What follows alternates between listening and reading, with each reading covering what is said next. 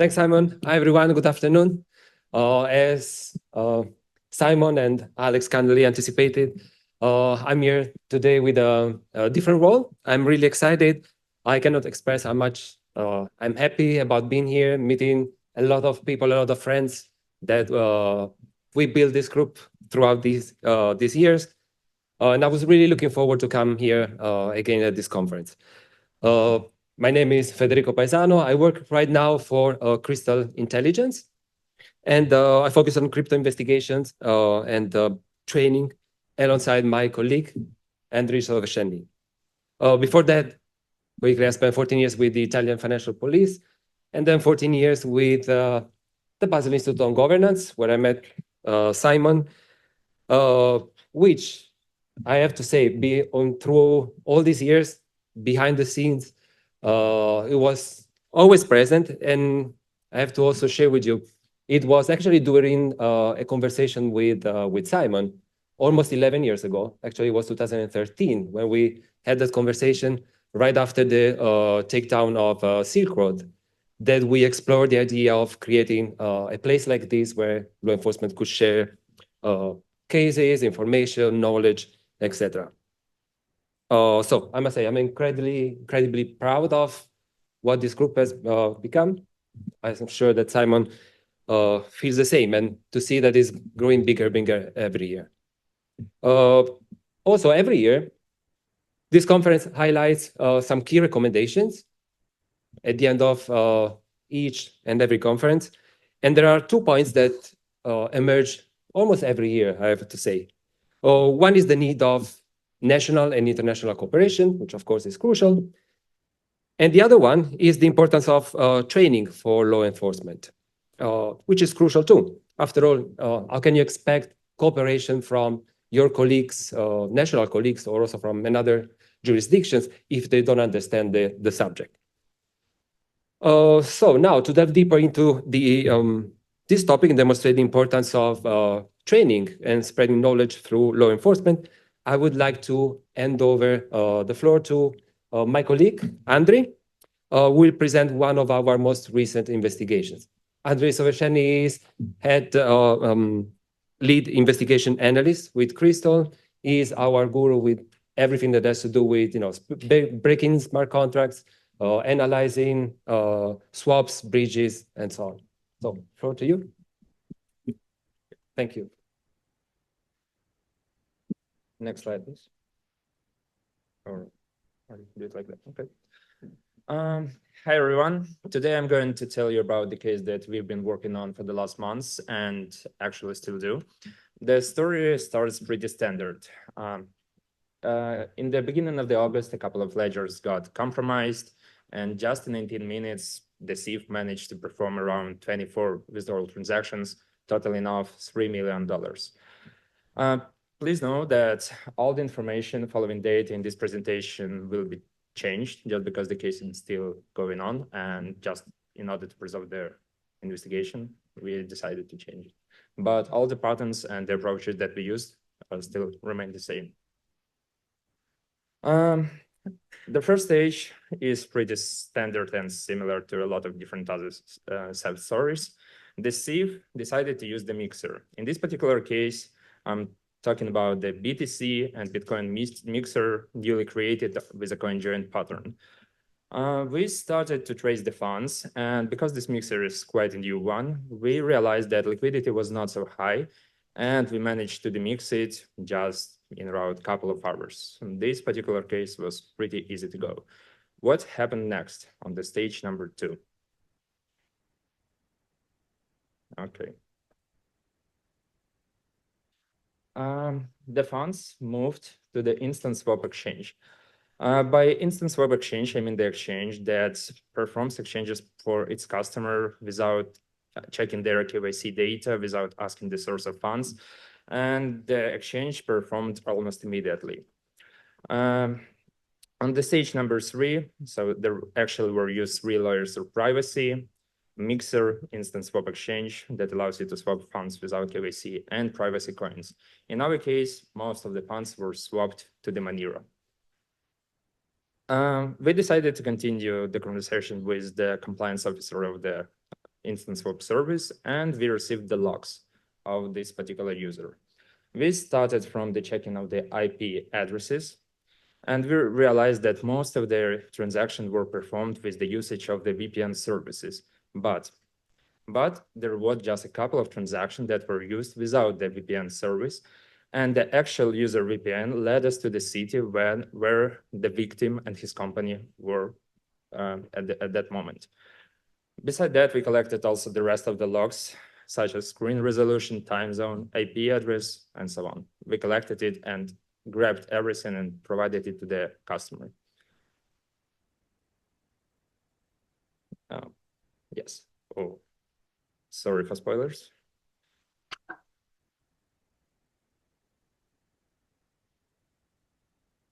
Okay. Our customer checked their employees with the logs that we provided, and he just found the exact IP address from one of his employees during his remote working. So basically, it was exactly the same IP address that one of the employees has used. So based on that, we have the suspect. Further, the customer decided to check its browser history from the working machine. And just in the last couple of weeks before the theft occurred, the suspected employee was pretty much interested in how to work with the ledger, how to copy the ledger, and how to move funds from one ledger to another. Additionally, we decided to create a small script and to run it for the first week after the theft, because during this first week, the suspected employee was working from the office. And we noticed quite an interesting pattern that during the period of time between 9 and 6 p.m., 9 a.m., 6 p.m., there were no transactions with the stolen funds, probably because the suspected employee was working from the office and didn't have a chance to do that. And last but not least, what exactly were done additionally in this particular case? So we demixed the Bitcoin, we find out that funds moved to the Monero, and we collected the IP addresses. But we decided to ask to run additional query and to check if there were any additional transactions after the Bitcoin to Monero transactions with the real IP address. And on the same day, we found additional transaction when Monero was swapped to the USDT. Besides that, we decided, just keep in mind that the thief used VPN services, we decided to perform the same check with the rest of the logs that we collected from the virtual asset service provider, and to check if there were similar transactions from Monero to something else by using with the same screen resolution, time zone, operational system, etc. And we find additional transaction from Monero to the USDT. And just in a while, this USDT has moved to the license exchange service. We collected all the data, all the logs that we had by this moment, and provided it to the law enforcement so they could confirm that this particular account on the license exchange service belonged to the same actor. So that's basically the case. Thank you. I ask Federico to continue. Yeah. Thank you very much, Andrii. So I think this case speaks louder than words about the importance of training and knowledge, right? So, I mean, we've been in this case through so many different layers of, anonymity, trying to hide the origin of funds through different schemes. And that requires a lot of knowledge from the law enforcement side to try and demix all of these layers. So what is the problem? Now, in order to do that, I want to share with you a couple of conversations I had very recently with some law enforcement agencies. While I was on mission, I was still with the Basel Institute at the time, and I was talking to prosecutors, investigators, and they were very proud, showing to me some of the most recent cases they had. Knowing that I was there to teach about crypto, they wanted to show what kind of cases they just investigated. And so, in one instance, during the search at the house of a suspect, they found a seed phrase, right? So they were very proud to say, hey, we managed to get into the house of the suspect. We looked into it really carefully. We found the seed phrase. Okay, you may think, okay, very well done. It's a good approach and a good strategy. Good job. In another case, this was in another country, but with very similar situation. They entered the suspect premises, and again, I mean, I was talking to this law enforcement agent, and he looked into my eyes, give me a big pat on my back, and say, we got the private key, and that's checkmate, dude. That's what the words he said at the time. Now, the problem is that my next question, which I think is a real, important question, and we analyzed this in the previous two presentations, is that, I asked a very simple question. What did you do with the assets? So I'm really curious. What did you do? Did you move it to a hardware wallet? Do you have an hardware wallet that you manage as law enforcement? Or did you send it somewhere? Do you have, a mobile wallet? Are you using an exchange? Are you using, a service like we've seen before? And I mean, that's the real answer. I swear, that's what both said. Like a bit panicking, like, oh, we didn't do anything because isn't it enough? I mean, we have the private key or we have, the seed phrase. What do we have to do next? And I swear that's exactly what they said. Probably here you understand what the problem is, but for them was not clear at all.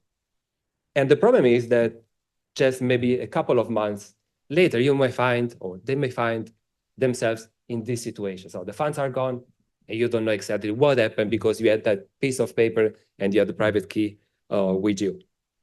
And this is even if you manage to seize the funds. But as we've seen, it was a current theme, a recurring theme throughout the day. How do you analyze swaps, bridges? Are you even able to have a look at them on the blockchain, on an explorer, or using any kind of tools and decrypt them and understand what's going on, where the funds are gone, which is the next cryptocurrency you have to now investigate? Can you go behind those bridges? Same thing for mixers. We've seen how many, I mean, they're becoming something that you find almost in every investigation right now. Are you able to go behind those mixers? Now, the solution, you may already guess what it is. Of course, it's knowledge, training, and understanding what you have to do. But I would say also that training and learning new things is not enough. I mean, we can teach all the theory in the world. This is something that we used to say in our training programs until recently. Knowledge is nothing, theory is nothing if you don't practice it. Okay, so it really is my suggestion to all law enforcement. Of course, you need training, but you need to get your hands dirty. And I think that's the best lesson you can have.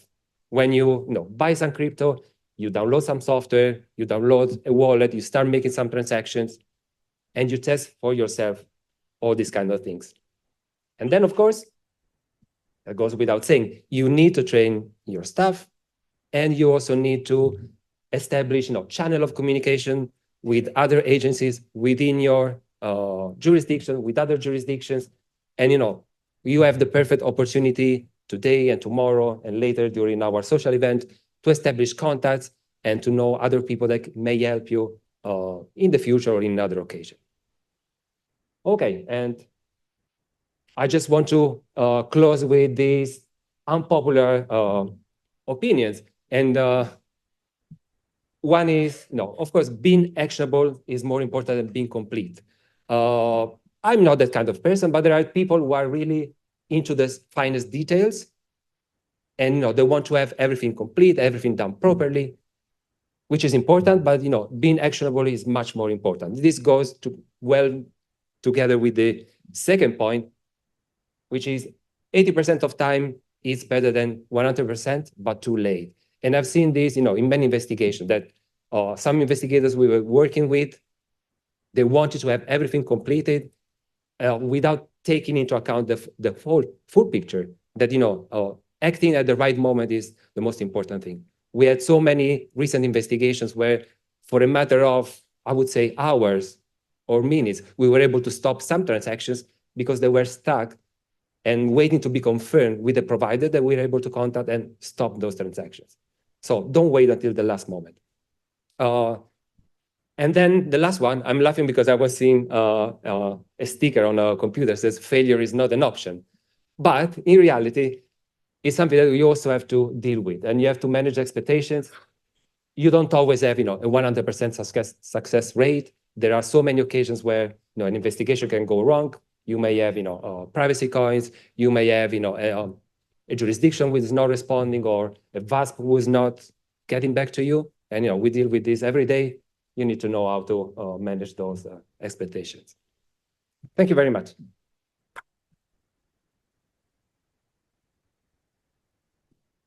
Let's see, I'm sure most of the questions would be for Andrii, but so are you able to persuade exchanges into giving you the logs without court police requests? Do you want me to? Sorry. Yeah, I mean, this is something that we have seen throughout these years in this conference. Sometimes, building trust with service provider is the most important thing. And most of the service providers we work with, or most of the services, they are happy to take certain steps. Of course, not freezing accounts, not returning funds, but taking certain actions as a courtesy, like a courtesy freezing of funds. And sometimes it's just a telegram message. This is the case I was mentioning before, where we're able to stop in a matter of minutes some transactions. There was a telegram message to the right person saying, we will get back to you with law enforcement requests because we are cooperating with them. But can you stop these funds because it's proceeds of crime? We can give you all the evidence, and that usually works. But VPN, I don't know if you want to go ahead with that. Yeah, I can do that. Which one is about the VPN? This one. Sessions using the VPN, were you able to follow those two? Did they get away with those ones? Actually, we did. We managed to suspend a couple of accounts that were related to this particular sieve. Yeah, thank you. And currently, we are working on most of the funds are still settled on hosted wallets, but we managed to find additional links to some other exchanges. We are cooperating with them, not directly we, but the customer's law enforcement and his lawyers, based on our information. And they are currently in the process of getting the information about the account owner and asset recovery. There was a question about international cooperation. Actually, this information used to be in this deck, but quite recently, because of this case is ongoing, still ongoing, we were asked to remove this information, but the short answer is yes. Do you have time? Yep. What triggered you to work in this case with me? We received a direct request from the victim on our email box. Then we contacted directly. We had a call, actually a bunch of calls regarding this case, asked for additional details, asked for any type of support that he's required from us, or how exactly can we help besides the cryptocurrency investigation. And based on that, as a private company, we signed the contract and we started to work together with the victim, his lawyers, and law enforcement. Thank you. Thank you very much.